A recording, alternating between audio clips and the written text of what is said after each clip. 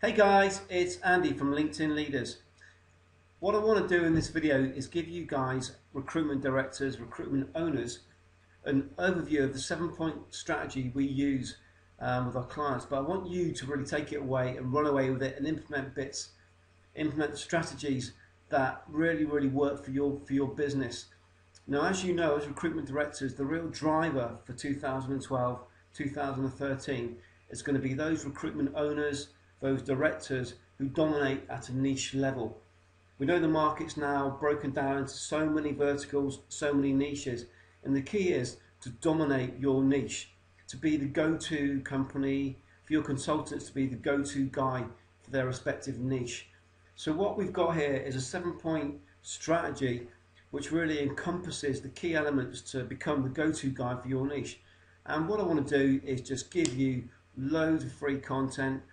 I'm going to give you today an overview of the seven strategies that we work with, and what I think I'll do is probably follow up with, I'll give you 5 to 6 minute videos for each strategy that you can take away, you can implement yourself, and for those that you think it's not for me, cool, just leave it. But for those you think that's for me, awesome, take away the content I'm going to give you and just make it work. So the key element we work with, when we work with a client, we all start at the back end rather than say, right, this is how we're going to train you, these are how to create a profile, this is how to create a group, this da. We all start at the back end.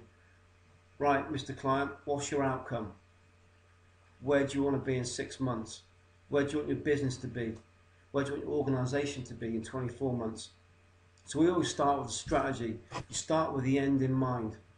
So with that mindset, what we're about to go through here might not be your standard LinkedIn training, but for those companies we consult with, for those companies we do train, for those companies we have exclusive agreements with, it's because of these strategies. You know, we work at a strategic level.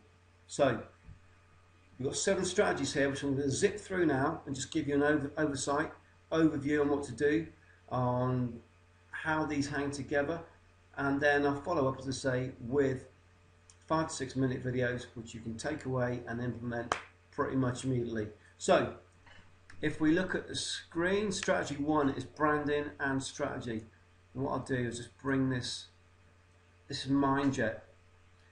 I absolutely love mind mapping. I just think it's the way to build ideas from the bottom up. So there we go. Hopefully you can all see that. So strategy 1, branding and strategy. There is 8 components to this. The key overview of this is we're looking at your business and we're looking at your LinkedIn strategy. Do the two reflect one another? You've got a company organization strategy, you've got a company organizational structure. Now, does your LinkedIn strategy reflect that? Invariably we find it doesn't. But what we've done is we've ensured that the strategy we implement for you and what you want to be thinking is your strategy needs to cover company positioning, it needs to cover your consultant's positioning, it needs to cover the 2 most important elements. That's your clients and that's your candidates. So your branding and your strategy need to be based on those 4 components. Again, company positioning, your consultant's positioning, your clients and your candidates. So just zipping through this, we work through the number 2, looking down there, we've got the company vertical strategies. So how's your company organised?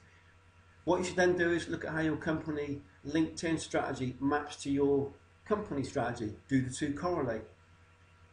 If they don't, there'll be deficiencies, there'll be a lack of efficiency, there'll be challenges. You'll be having networks within your consultant bases. You'll find 2 consultants have very similar networks, and effectively you're missing out on a large proportion of potential clients and potential candidates. We then work through your LinkedIn strategy. So I urge you to look at your company strategy and your LinkedIn strategy.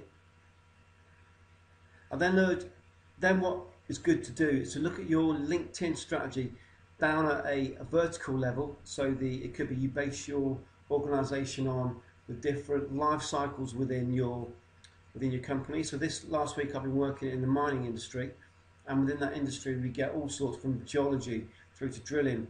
But your organisation may be broken down into the different parts of the life cycle, or it could be broken down by geography, or it could be broken down by company size. But your LinkedIn strategy and where your consultants base their time, how is it structured? So once we get an understanding of that, we can then take a company strategy and implement that into your LinkedIn strategies. So just think about how you're doing that in terms of your business now. Next thing to look at for you as your organisation is your branding. So how are your keywords on LinkedIn by your consultants, by your company? How are your keywords defined? Are you ranked? Are you at the top of the search engines? How are you positioned?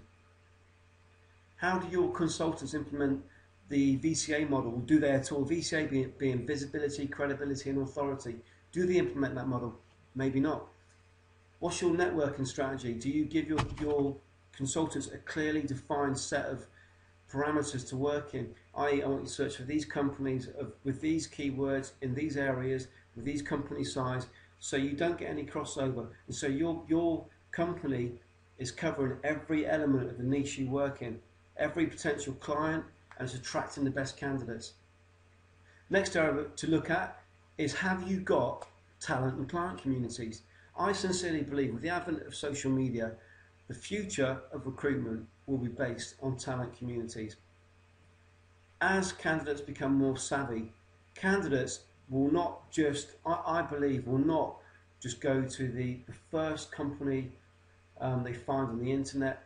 As it becomes a more interactional relationship, as the same as we buy a pair of trainers, we don't just look on TV now and see a pair of Nike trainers and buy them. We go and check online, we do reviews. We find someone who's bought the trainers. If we're going to buy a TV online, we don't just go to Curry's and buy the TV. We may find the TV on Curry's, then we'll go and search in Google and find people who've bought the TV and find reviews. Can we find it cheaper anywhere else? The same will be happening with candidates. And the future, I believe, will be for those companies, those organisations who implement talent communities whereby they position themselves as the go-to company, the go-to organisation in that recruitment niche. So think about how you can develop your own talent communities. And then we move into your branding of your company. We can go into that, but that'll be enough for now. Number 7, move on to the personal profile. There's lots we can do in the profile, but the key element is, as a company, what are you doing with your consultant, with your company page, to give out a consistent message? What's in it for me? WIIFM. That's all that candidates think, that's all clients think when they come to your page. And I see over 99.5% of recruiters' profiles focused on, I do this, I can do that. Clients don't care, candidates don't care. All they think about when they come to your page is, what's in it for me? The same when they come to your website, what's in it for me? And that's the mindset shift we need to be taking with your LinkedIn strategy, and then that encompasses your company strategy. Implementation points. Number 1, you create a mind map. Take out of this now. Go and create a mind map, a structure around your LinkedIn strategy for your business. Number 2, do some research on your competition. What are your competition doing? Invariably, I bet you can dominate your niche fairly quickly with some strategic insights and just taking massive action. And number 3, verticals.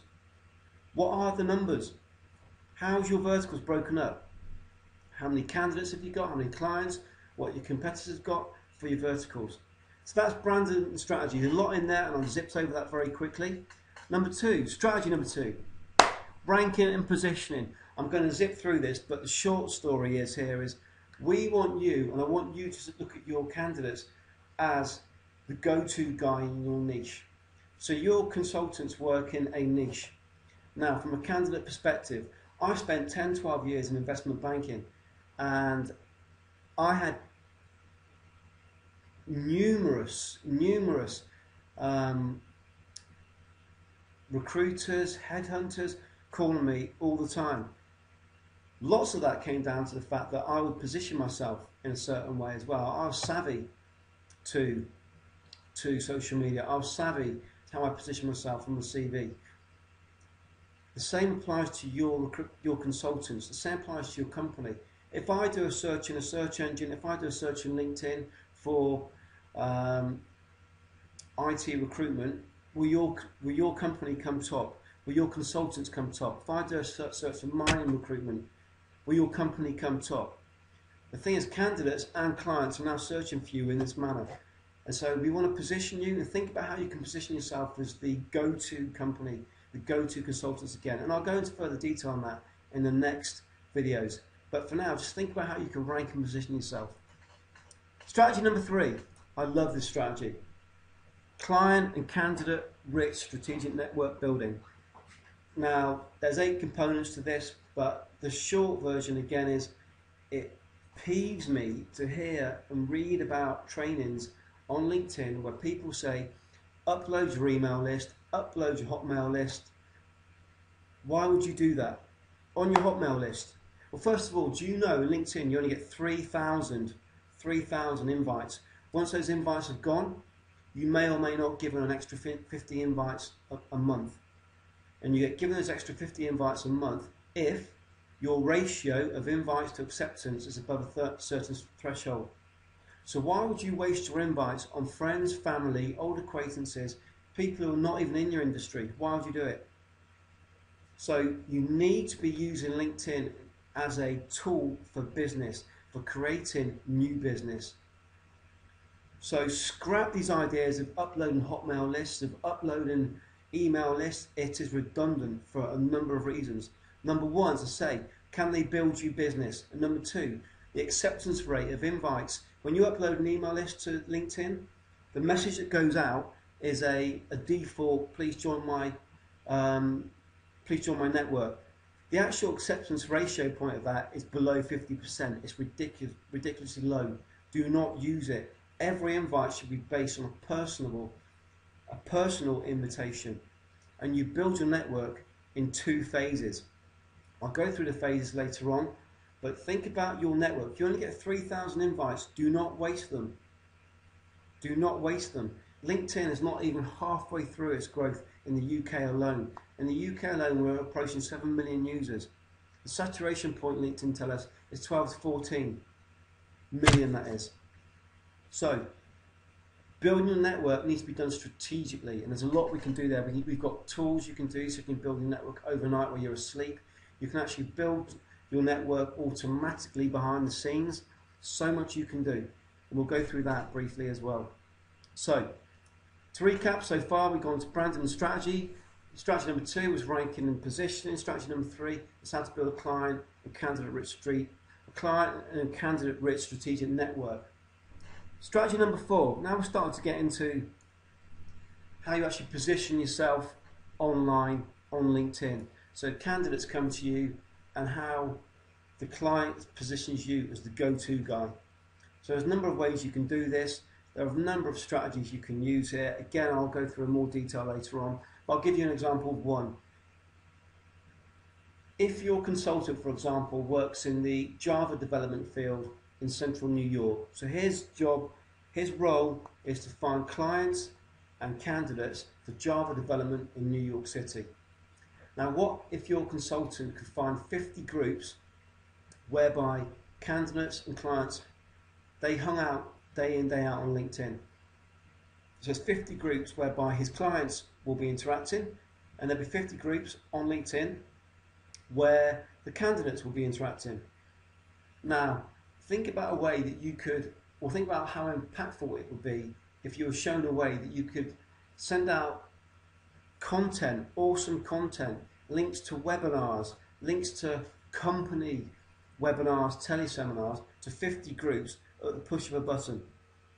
Now, there are strategies you can use that can really build up your position on LinkedIn hugely and quickly. So what we want to do in this strategy, in this component, is go through some of the lower level ways of really building up your position on LinkedIn to really get you in front of candidates, in front of clients, and do it in a consistent manner. So your consultants, if you've got 20 consultants in your business, all 20 of them are following the same strategy in a systematized process.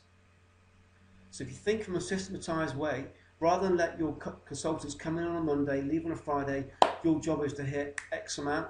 If you systematize the process to actually build their networks, to influence their networks, to attain candidates, to attain clients, you'll see bigger results.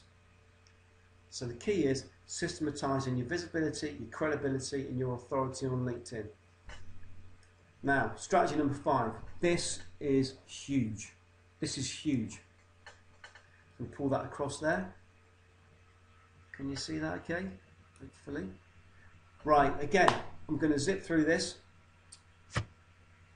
The key element for this, for me, is candidates are going to get more savvy to which recruitment company, which individual consultant they're going to be working with, they're going to be signing up with, who they're going to be going on an exclusive basis with.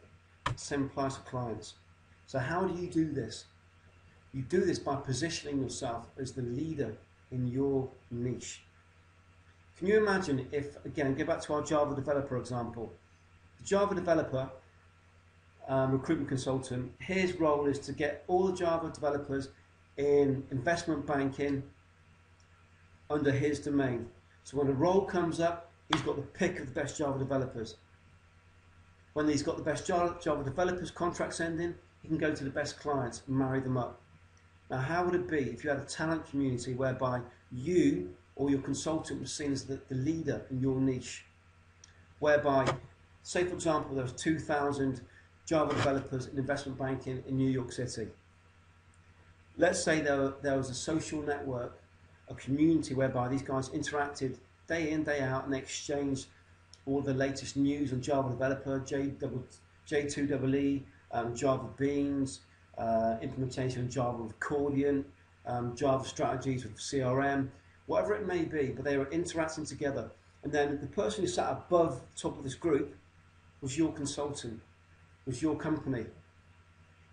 And you were giving them on a weekly basis, a monthly basis, free webinars. You might ask some of them to come on to webinars to exchange ideas.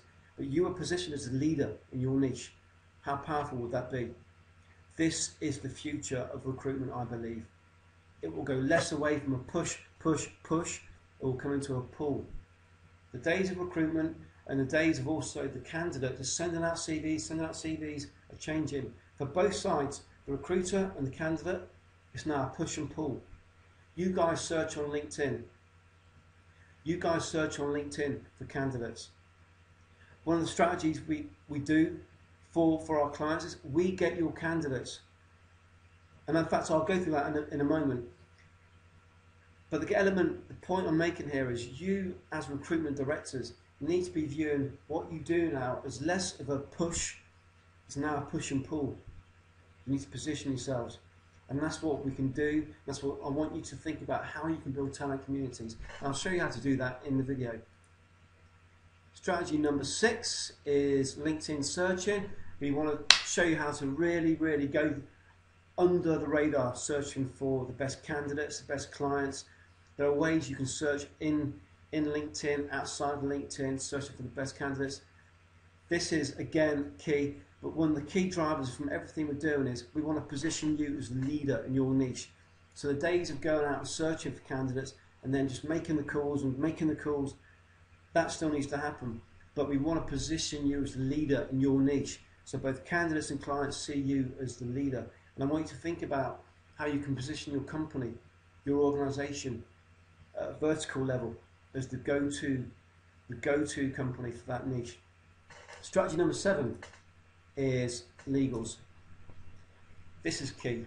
In the UK at least, there have been a couple of court cases whereby a consultant's coming on day 1, say with 500 connections, he's left on day 365 with 2,000 connections. So who owns the intermediary 1,500 connections? And what happens with those connections? So you can imagine you built up those relationships. Now you need to start thinking about protecting your business, protecting your assets. So I'm not a legal expert, but I'm now working with one of the best legal experts in this field, and to define what you can do as recruitment directors to protect your business, to protect your legal assets, to protect your data, and to really position yourselves moving forward. So if a consultant comes in, you've got your connections covered. And if they choose to leave tomorrow and go for a surfing holiday in Hawaii for a year, they've not taken their connections with them. There are ways you can protect yourself. So that's the 7 elements of you to really sort of change your mindset a bit. You may be doing this already. If so, kudos to you. But just start thinking about your organisation now as the leader in its niche and position yourself in its niche. The one area on here I've not covered is the candidate area. One thing we do, if you can imagine this, you send a CV across let's play devil's advocate. You send your CV across to Microsoft. Microsoft get the CV. Microsoft now, when they get the CV from you, they get the CV, they log on to LinkedIn, and they will check the CV against LinkedIn. And the actual statistic that Microsoft gave in, I believe it's January 2011, was I think it's over 80% of companies now in that niche will now check a CV. So they get the CV, and they will check the CV against a LinkedIn profile. So it's in your interest your candidates have a outstanding LinkedIn profile. So some of the elements we touched on here, do they rank? So when your candidates are searched for by the client, can the client actually find them? They can only find them if you're in the same network. So your candidates need to have a network built where they're connected to these prospects and these clients. And then so much goes into this, but the key element is your candidate's profile is absolutely key. So I want you to think about what you could do for your candidates. We do this, but I'm not why I'm doing this. I want you to think about how you can improve your candidates' profiles. So just to recap, strategy 1, branding and strategy. We covered the 4 elements: company positioning, consultants, clients, and candidates. Next part, strategy number 2, ranking and positioning. You start with the end in mind. Your consultants come first when clients and candidates are searching for them. Position your consultants so they're the go-to guy for their niche. Most clients search with a basic account, which means only the first 100 results come back. So if your consultants are not in the first 100 results, they won't get found. So they need to have their profile written in a certain way. Strategic network, you need to build it in a way that you can reach higher quality candidates and you can influence a greater number of clients. The VCA model, this is about positioning you, your consultants, your company as a leader in your niche.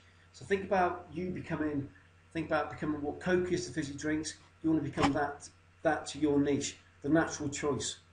And talent communities, if you can imagine you've got the 2,000 Java developers in investment banking in New York City, and you're the authority for that niche. It'd be fish in a barrel. They're fish in a barrel. You've built an awesome relationship with them. They trust you. You give them awesome content. It becomes a natural choice. When their contracts are running down, they will come to you. This is the future. This is the way things will be moving. You don't want to be just another recruiter. There are thousands of recruiters out there. You want to be the authority, and you want to be the trusted advisor. Then we move on to strategy number 6, how to find the needle in the haystack. Then we move on to strategy number 7, the legals. Say there's a lot that can go into that, but in effect how to protect you and your company's assets. And then also, as I said, strategy number 8, and do you know what I'm going to do? I'm actually going to add that in here now. It's something we do separately, but just so I make sure it's covered off. Strategy 8, candidate positioning. So your candidate positioning, and we've got a whole strategy around that. We work with candidates now to get them positioned as a leader for their niche. So you want to make sure when the client finds your candidate on LinkedIn, as per Microsoft survey, when they find your candidate, boom, they're the natural choice. They're positioned correctly. So that's the eight strategies. What I'll do is I'll ping out just not as long as this, just a 5-minute video for each of these, and please take it away, implement these. You will see huge results. And if some of it doesn't fit, leave it. But for those of you who do actually take action and implement this, I urge you, make it happen. So it's Andy Whitehead for LinkedIn Leaders. It's been awesome chatting to you. Any questions, ping me on LinkedIn. I'll put my link below, and I'll speak to you very soon. Have an outstanding day, and I'll catch you tomorrow with the next video, which will be an insight into branding and strategy.